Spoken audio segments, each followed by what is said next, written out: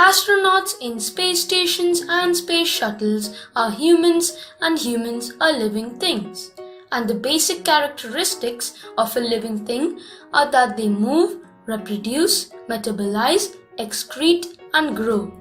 So, what are the things needed to help us out in doing this in space? Firstly, let's remove reproduction from the list, as there is no way a pregnant woman is going to be sent to space. Moving doesn't need assistance, metabolizing doesn't need assistance, growing doesn't need assistance, but then we're left with excretion. And yes, all living things excrete. But one thing everyone knows is that there is no gravity in space. So the poop and pee are going to be floating around if we use the normal toilets of Earth in space. So astronauts use space toilets. I got a clip from Chris Hadfield that explains how space toilets When you go to the bathroom on Earth, you're relying on gravity pretty heavily. Imagine if you were halfway done and somebody shut off gravity, it would be a mess. And you'd float off the toilet. So when we designed our space toilet, first it has to have a seatbelt on it to hold you down. And then we decided to separate solids and liquids because they're easier to store that way.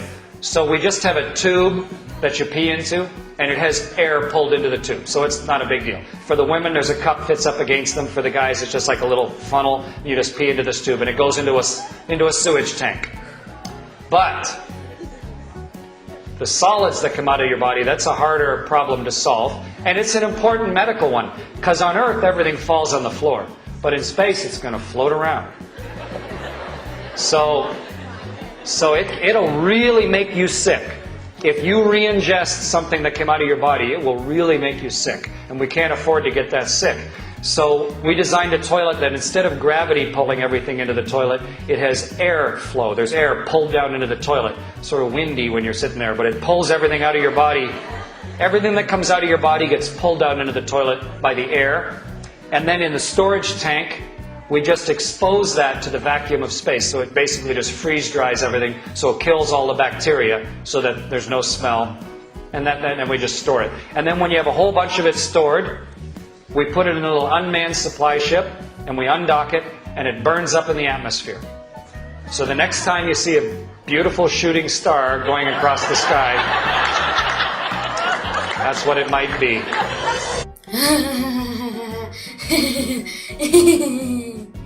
Okay, enough of laughing. Let me explain what he said more clearly. Inside the space shuttle, there are no wash basins or showers, but the shuttles do have toilets. The toilet facility is 1 meter by 1 meter large. Both men and women use the same toilet. The toilet looks like a Western-style toilet that we use on Earth. However, there is a slight difference. The astronauts fasten their bodies to the toilet so that they won't float away. Then they use a vacuum cleaner-like machine to suck up the wastes. The wastes are then vacuum dried. A curtain, not a door, partitions the toilet space, so you may imagine the sounds from inside the toilet space could be heard from outside. However, in the shuttle, it is quite noisy. The sounds from inside the air conditioning fan, motors, and other noises are so loud that when you use the toilet, the sounds from inside the toilet space cannot be heard outside. In order to sit correctly on 10-meter suction toilet opening, since the bodies will be floating in the air, the astronauts use a training device that is equipped with a camera. I hope you have now understood the challenge an astronaut takes when he/she goes to space for researching things that will one day have great consequences on humanity. I hope you enjoyed this short video. If you want more videos like this one, consider subscribing and supporting me. Like this video if you liked it, and dislike if you didn't. Share this video as well to help my channel grow bigger. Hit the bell icon to receive notifications as soon as I upload a video. Thank you for watching, and see you next Friday for an extra special video.